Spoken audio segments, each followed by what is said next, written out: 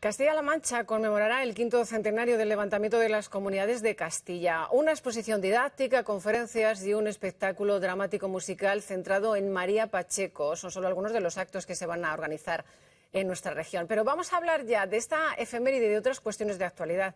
Cómo no, con el presidente de las Cortes, Pablo Bellido. Muy buenos días, presidente, ¿cómo está? Hola, buenos días, muy bien, muchas gracias. Muchas gracias por acompañarnos esta mañana.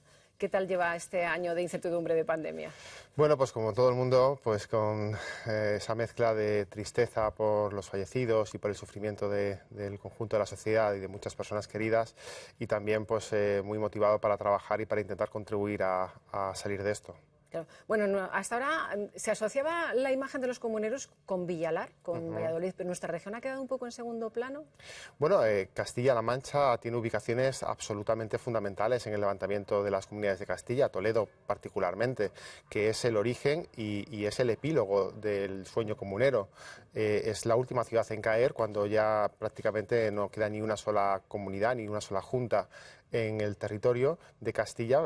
Queda Toledo, y hay tanto en Cuenca como Guadalajara particularmente, pero también en Ciudad Real, Puerto Llano, en fin, que hay varias ubicaciones muy trascendentales, y hay que recordar que de los tres grandes comuneros o más reconocidos, dos nacieron en Castilla-La Mancha, Juan Bravo en Atienza y Padilla en Toledo, por tanto, y luego María Pacheco, que aunque había nacido en Granada, venía de una familia muy de Guadalajara, de los Mendoza, y que su función fue defender la ciudad de Toledo. Por tanto, Castilla-La Mancha, dentro del levantamiento de las comunidades de Castilla, es casi tan importante como Castilla y León. Claro. ¿Cree que hace falta una labor pedagógica para conocer mejor a esos personajes que usted acaba de nombrar? Pues pensamos que sí. En primer lugar, porque consideramos que las comunidades de Castilla son un antecedente histórico de nuestra propia comunidad autónoma, en general de Castilla. Nosotros, normalmente, nos llamamos Junta de Comunidades de Castilla-La Mancha. En segundo lugar, porque se trata de un hecho histórico muy relevante, muy trascendental en la historia de España y del mundo. En el momento en el que se transitaba de la Edad Media a la Edad Moderna, que se concentraba el poder en una sola figura, en el rey, en el momento en el que se encontraban nuevos mundos y que llegaba el capitalismo a través de un comercio que hasta ahora no se había producido, fundamentalmente con las Indias, pero también con América, eso genera una serie de tensiones que cambia en el mundo, y por tanto creo que tenemos que conocerlo, y además lo hacemos con mucho respeto al relato histórico, pero sobre todo también con la voluntad de sumar y de construir. Nosotros no queremos que haya territorios que tengan más historia unos que otros. Todos tenemos nuestra historia, tenemos una historia común como nación, como país, como España, y tenemos una historia particular también como Castilla, en este caso como Castilla-La Mancha, y que queremos contarlo para reivindicarla, pero también para sumar, porque yo creo que la historia, la identidad, tiene que ser positiva y tiene que servir para construir. ¿Cuáles son los actos más destacados que se han programado para las próximas semanas? Bueno, vamos a intentar peinar toda la región, vamos a hacer una exposición muy dirigida a la población de estudiantes, de jóvenes de Castilla-La Mancha, donde vamos a contar pues el contexto histórico de este levantamiento de las comunidades, las tensiones que se producían entre el poder real y el poder de las ciudades, de la nobleza, de la burguesía, donde vamos a intentar explicar también las figuras más relevantes nacidas en Castilla-La Mancha, y también dándole una importancia a las figuras femeninas que hasta ese momento fueron muy relevantes y que luego durante varios siglos de la historia de España perdieron protagonismo, pues lamentablemente. Queremos hacer también edición de libros, recopilación de textos históricos, vamos a hacer conferencias por las principales ubicaciones comuneras, pero también del bando realista, que en Castilla-La Mancha evidentemente son muchas, y por supuesto vamos a hacer también un espectáculo dramático musical centrado en la figura de María Pacheco, que es una de las figuras más importantes y que además pues, en este caso nos sirve para subrayar la importancia de algunas mujeres en ese momento histórico de la historia de España y de Europa. El hispanista Elio defendió en un vídeo emitido en las Cortes, en el acto institucional, pensar en el bien común. ¿Cree que esos términos se han olvidado entre la clase política y empresarial ahora? Yo creo que no se puede generalizar. Hay personas que desde luego están haciendo lo posible, pero creo que sí que deberíamos reflexionar, porque decía Fernando de los Ríos que la revolución pendiente en España es la del respeto. Y viendo algunos comportamientos, la sensación que tenemos es que no nos respetamos, y cuando no se respeta al adversario se le convierte en enemigo. Al adversario se le intenta convencer, pero al enemigo se le intenta aniquilar. Y esto es una cosa que en España a veces yo creo que deberíamos reflexionar. Los gobiernos pueden tener ideología, pueden tener planteamientos y objetivos políticos, pero el Estado, el conjunto de la sociedad, tiene que ponerse de acuerdo. Por tanto, nuestro trabajo consiste en intentar entendernos desde posiciones distintas, pero sabiendo que si anteponemos el interés común, el interés de la sociedad, pues seguramente avanzaremos. Por eso es tan importante, bueno, pues lo que decía Eliot, ¿no? Intentar pensar en el bien común. Bueno, hemos visto que con demasiada frecuencia se utilizan esos símbolos históricos pues, para diferenciarse o para excluir a los demás. ¿Pueden ser los comuneros ese referente de identidad, como ya dijo el presidente regional en sede parlamentaria? Es uno de ellos, es uno de los referentes más interesantes, y además ellos solicitaban, reivindicaban frente a un rey que consideraban extranjero y que quería concentrar en torno a sí todo el poder. Ellos reivindicaban un poder más repartido, ¿no? Bueno, yo creo que la historia hay que intentar utilizarla fundamentalmente para conocerla, para instruirnos y luego también para construir sociedad y no para dividirla. Hay quien utiliza los elementos identitarios de territorios para diferenciarse y que esa diferencia se traduzca en privilegios. Nosotros no queremos privilegios. Estamos orgullosos de la historia común de nuestro país y estamos también orgullosos de la historia de Castilla, en este caso de Castilla-La Mancha. La queremos explicar para que se conozca, pero no para ser más que nadie. Desde luego tampoco vamos a tolerar ser menos. Si le parece, nos centramos ya en el presente, más inmediato. Ahora mismo estamos todos muy pendientes de la campaña electoral en la comunidad vecina en Madrid. No sé qué lectura hace de esa disputa en la que el protagonismo, tristemente, lo están ocupando unos sobres con balas que se han enviado a los dirigentes públicos. Bueno, es muy triste y muy lamentable que en lugar de estar hablando de los problemas que tiene la Comunidad de Madrid, la sanidad, la economía, pues se esté hablando de este tipo de comportamientos absolutamente detestables y que son muy negativos, ¿no? Yo creo que tenemos que intentar todos los partidos políticos retirar el odio. Que claro, algunos lo han traído a la campaña, no solamente con balas, lamentablemente eso lo han hecho individuos que no sabemos de dónde vienen, sino a veces con carteles que son muy inapropiados y que desde luego apelan a sentimientos pues, de exclusión. A mí me gustaría que la Comunidad de Madrid, estos 2 o 3 días de campaña que quedan, se hablase de los temas que son importantes, ¿no? Del progreso de la Comunidad de Madrid, de la igualdad de oportunidades, de lo diferente que es nacer y vivir en un barrio o en otro de la propia ciudad de Madrid, o en el extrarradio, en los pueblos más del sur o del corredor de Henares frente a los que viven en la zona norte. Hablar de cosas que puedan servir para deliberar y para hacer planteamientos de futuro y no estar en cuestiones que deberíamos en democracia tener superadas como la violencia o la exclusión.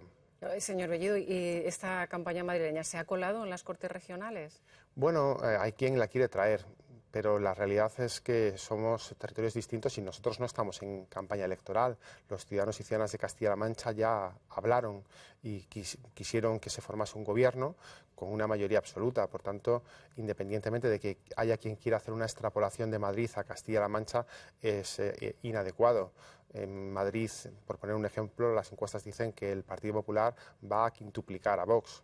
En Castilla-La Mancha sabemos que la realidad es bien distinta. En mi provincia, por ejemplo, en las últimas generales, Vox ganó al Partido Popular y todas las encuestas que han habido ponen a Vox por delante. Es decir, no son territorios tan homologables, pero evidentemente hay quien quiere que la campaña de Madrid, en lugar de ser de Madrid, sea a nivel nacional o tenga repercusión en otras comunidades autónomas. Creo que es una falta de respeto a los madrileños, que necesitan que se hable de lo que les importa a ellos, y creo que también de alguna manera es una falta de respeto a los castellano-manchegos, que lógicamente pues ya hablamos en su día, en el momento que fuimos llamados a las urnas. ¿Y están nuestras Cortes a salvo de esos discursos y esos mensajes de odio, como usted mismo los calificó, hacia los menores inmigrantes, por ejemplo? Yo creo que afortunadamente en este momento sí, yo se lo agradezco mucho a los tres partidos políticos, al Partido Socialista, al Partido Popular y a Ciudadanos, que no hayamos dejado que se derive el discurso del odio en las Cortes de Castilla-La Mancha. Es un discurso desalmado. Yo creo que si pensamos en la educación que nos han dado a todos, en nuestra casa, nuestros padres, nuestras madres, no nos han educado para odiar, y menos para odiar a los niños, y menos por su nacionalidad, por su raza o por sus creencias, y particularmente a aquellos niños y niñas que no tienen a sus padres cerca. Deberíamos intentar tener un poco más de compasión todos. Hablo de gobernantes, de partidos políticos, de confesiones religiosas, de instituciones sociales. Todos deberíamos aliarnos para defender a la infancia y para protegerla de estos ataques de odio que le sitúan como los culpables de lo que no tienen culpa. Son sencillamente personas, independientemente de dónde hayan nacido, que merecen ser felices. Y esa debería ser su verdadera patria, la felicidad, independientemente de dónde hayan nacido. Depende un poco de todos, la voluntad de todos. Aislar el discurso del odio que están lanzando algunos partidos políticos y algunas instituciones, creo que es una obligación moral de todos, y me gustaría que todos alzásemos la voz para defender a la infancia. Por cierto, el presidente del Partido Popular, Francisco Núñez, ha denunciado que las Cortes, por orden del Gobierno regional, están llevando la paciencia de los grupos parlamentarios al extremo, señor Bellido, porque no se ejecutan las comisiones pendientes o se quitan plenos por otros institucionales. Bueno, nosotros en el año 2020 fuimos el segundo Parlamento autonómico que más plenos hizo, en plena pandemia, y el año, en toda la década, que más plenos hemos hecho, el año 2020, en plena pandemia. Somos el segundo Parlamento autonómico que más leyes ha aprobado, 20. El que más de toda España, 13 sin un solo voto en contra. 13 leyes sin un voto en contra, y 7 por unanimidad, de las 20. Es decir, que la producción del Parlamento Autonómico es elevadísima. En la próxima semana vamos a tener, todos los días de la semana, vamos a tener una comisión.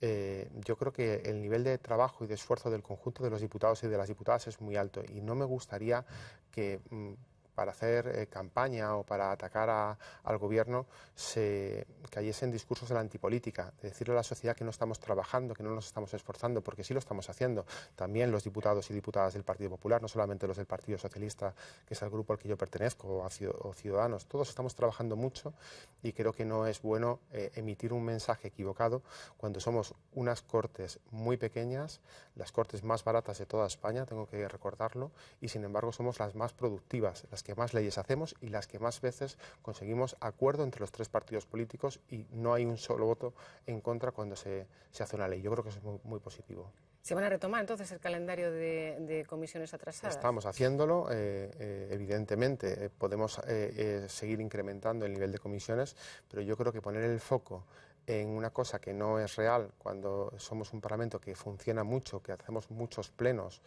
que tenemos muchas comisiones y que estamos aprobando muchas leyes, ahora mismo la ley de despoblación, pero dentro de poco la del Colegio de Ciencias Ambientales, esperemos que vengan también la ley del LGTBI y otras leyes que tienen que venir, la ley de medidas administrativas, etcétera, etcétera. Yo creo que de verdad Castilla-La Mancha creo que puede sentirse orgullosa de sus representantes, que están trabajando mucho independientemente de que sean de un color u otro, ideológicamente. Claro.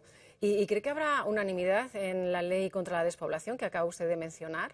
A mí me gustaría mucho. Yo vengo de un territorio, de una provincia que está muy desequilibrada. Tiene el corredor de Henares, donde la población crece. De hecho, somos la provincia de España en términos relativos que más crecemos, y frente al 80% del territorio que pierde población, y que necesitamos una ley que va a contemplar la protección y el blindaje de servicios públicos, incentivos fiscales para la inversión económica. En fin, es una ley muy ambiciosa y muy interesante, pionera en toda España. A mí me gustaría que los tres partidos políticos alcanzasen un acuerdo y que pudiésemos emitir también un mensaje a la sociedad de que en esto que es tan trascendental y tan de futuro para nuestra tierra, para nuestros pueblos, para el mundo rural de Castilla-La Mancha, pues estamos todos de acuerdo. Ojalá que lo consigamos. ¿Y podría servir que usted como un texto válido para impulsar una normativa a nivel nacional para toda España? Sin duda. Yo creo que esta normativa, que esperemos que aprobemos pronto, la primera semana de mayo, creo que podría ser la aprobación, debe ser inspiradora de una normativa del Estado, también de políticas europeas. La Unión Europea desde hace tiempo está centrando su mirada hacia la despoblación y hacia el desequilibrio que se genera entre el mundo urbano o conurbano y el mundo rural, y el Gobierno de España yo creo que también ha creado un comisariado que se dedica a ello. El otro día decía el presidente de Castilla-La Mancha que va a defender que las zonas despobladas de la provincia de Guadalajara, que son muy mayoritarias, estuviesen en pie de igualdad con Teruel, Soria y Cuenca en el mapa de ayudas europeas que tiene que solicitar el Gobierno de España. Hay muchas políticas que tienen su base y su origen en el Gobierno de Castilla-La Mancha y en la sociedad de Castilla-La Mancha que influyen en Madrid, y ojalá que este sea uno de esos casos. Pues don Pablo Bellido, presidente de las Cortes de Castilla-La Mancha, ha sido un placer tenerle aquí esta mañana en Castilla-La Mancha Despierta. Para mí Muy buenos también. días. Muchísimas gracias. Bueno,